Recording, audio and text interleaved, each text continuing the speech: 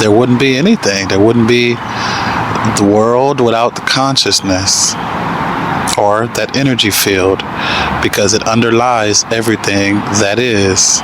There's an invisible stillness, an invisible presence, an invisible energy field that underlies all that.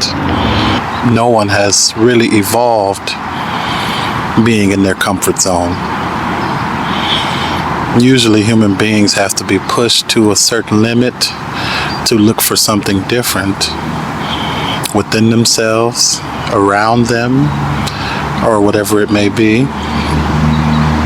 But here, it doesn't have to be that. You don't have to be pushed to the brink of suicide to realize that I'm not my thoughts, I'm not my mind, I'm not my body, I'm not my emotional fluctuations.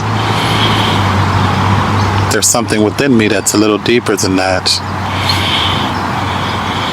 Of course, the people who have been pushed to suicidal tendencies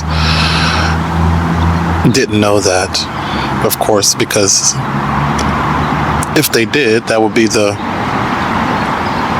primary focal point for them to not continuously get pulled along by those suicidal tendencies, and they would completely, that would be the beginning of their awakening to recognize that, and they wouldn't allow themselves to go that insane, if we will.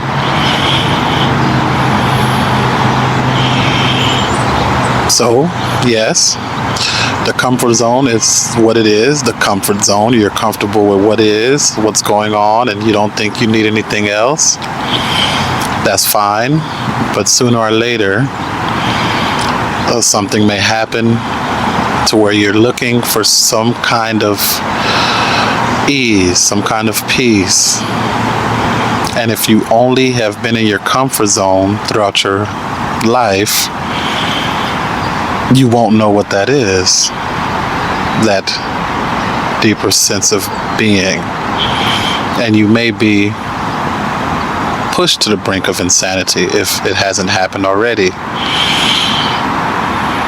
So, learning this here, recognizing this together, we can see that it only takes a certain sense of awareness to recognize, without having been pushed to the brink of, I can't take it no more. It's just one thing after another, one thing after another.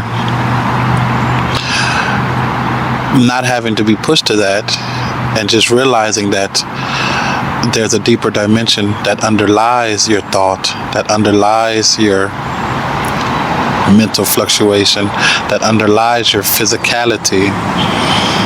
You can step into that without being pushed to it. So it's like you're consciously evolving yourself without life's craziness pushing you to it, because that's, you see people, they go to jail or prison, and that sparks in them some kind of shift where they realize they have to become a little bit more conscious of what they're doing before they can be released or be trusted again.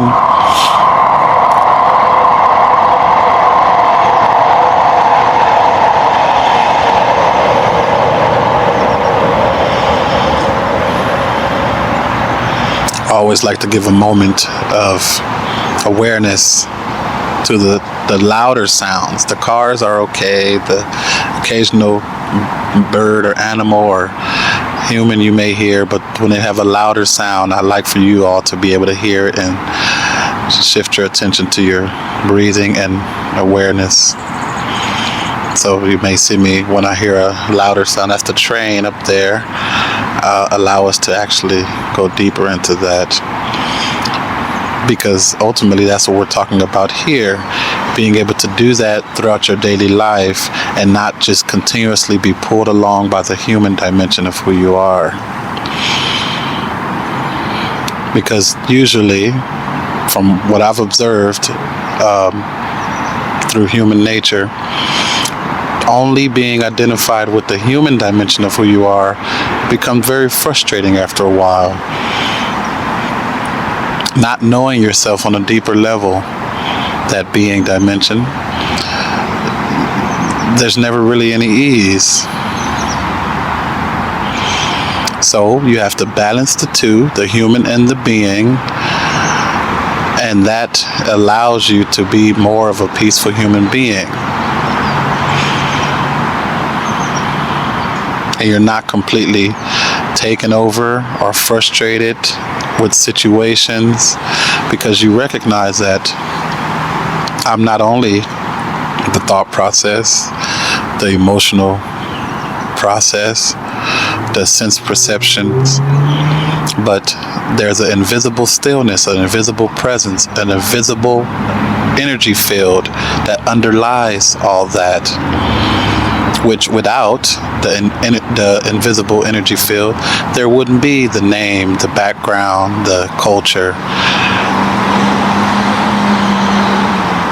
There wouldn't be anything. There wouldn't be the world without the consciousness or that energy field, because it underlies everything that is. So stepping out of your comfort zone, which the comfort zone may be doing, laughing, doing. No space, no being dimension. And again, like I said, the human and the being has to be balanced, which within the both of each other, in order for the suffering to dissipate, ultimately dissolve. But there has to be awareness of that being dimension, not only pulled along by the human dimension. Otherwise, there'll be frustration, anger, deep sadness, offensiveness, all those. And balancing that being dimension, you'll see more compassion, love, serenity, benevolence, beauty. So, occasionally, if you will, step out of the comfort zone and go more into that being dimension, and allow that being dimension to be the primary focus point of your life. Thank you for joining me.